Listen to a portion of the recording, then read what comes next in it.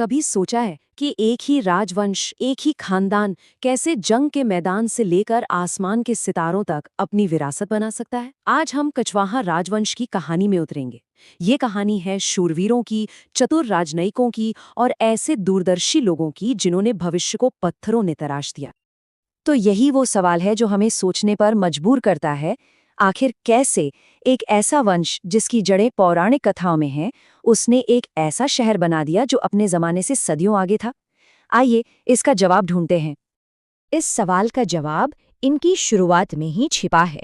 देखिए, इनकी कहानी कोई आम कहानी नहीं। ये कहानी शुरू होती है सीधे सूर्य से, क्योंकि ये खुद को सूर्यवंशी मानते थे। इनकी उत्पत्ति को लेकर ना दो बहुत ही दिलचस्प थ्योरीज हैं। एक तरफ है पौराणिक मान्यता जो इन्हें सीधे भगवान राम के पुत्र कुश का वंशज बताती है, मतलब ये सूर्यवंश से आते हैं। और दूसरी तरफ इतिहासकार मानते हैं कि ये असल में ग्वालियर के इलाके से राजस्थान आए थे। तो यूं समझिए कि मिथक और हकीकत का यही मेल इनकी पूरी कहानी को और भी शानदार बना देता है। खैर, इनकी शुरुआत चाहे कहीं से भी हुई हो, इन्होंने अपनी असली पहचान बनाई राजस्थान के दिल में। तो चलिए देखते हैं कि इस शक्तिशाली राज्य की नींव पड़ी कैसे। इस कहानी के एक अहम किरदार हैं दुल्हा राय। इन्हें ही कछवाहा वंश का संस्थापक माना जाता है। इन्होंने ही आमेर को अपनी पहली बड़ी राजधानी बनाया और इस इलाके में अपनी सत्ता को मजबूती से जमाया। फिर आया एक ऐसा दौर जिसने सब कुछ बदल दिया। इनका दबदबा और प्रभाव तब आसमान छूने लगा जब इन्होंने मुगलों के साथ एक बहुत ही जरूरी गठबंधन किया। और इसी दौर ने हमें दिया राजा मानसिंह जैसा एक महान रणनीतिकार। राजा मानसिंह प्रथम, ये नाम याद रखिएगा। वो सिर्फ एक राजा नहीं थे, वो एक ऐसी शख्सियत थे जिन्होंने कछवाहा वंश को एक छोटी सी रियासत से उठाकर पूरे देश की राजनीति के केंद्र में ला खड़ा किया। मानसिंह की काबिलियत के कई पहलू थे। सोचिए, वो सम्राट अकबर के सबसे भरोसेमंद लोगों में से एक थे, उनके नवरत्नों में शामिल। मुगल दरबार में वो आमेर की आवाज थे, और जब जंग का मैदान बुलाता तो वही मानसिंह बंगाल और अफगानिस्तान जैसे मुश्किल मोर्चों पर मुगल सेना की कमान संभालते थे। क्या कमाल की शख्सियत थी। जहां मानसिंह ने अपनी पहचान तलवार और रणनीति से बनाई, वहीं उनके एक वंशज की नजरें जमीन पर नहीं बल्कि आसमान के सितारों पर थीं। अब हम बात कर रहे हैं एक वैज्ञानिक राजा की, सवाई जयसिंह द्वितीय। 1727, ये सिर्फ एक साल नहीं है, ये भारत के इतिहास में दर्ज एक मील का पत्थर है।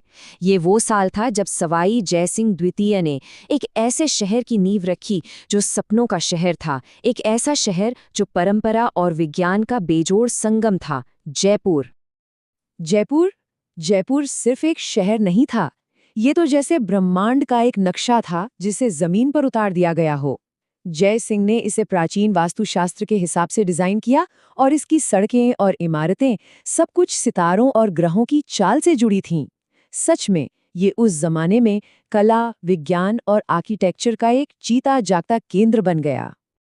लेकिन सवाई जयसिंह द्वितीय का जुनून सिर्फ एक शहर बसाने तक ही नहीं रुका था। जैसा मैंने कहा, उनकी नजरें तो आसमान को छूना चाहती थीं। और उन्होंने ऐसा किया भी।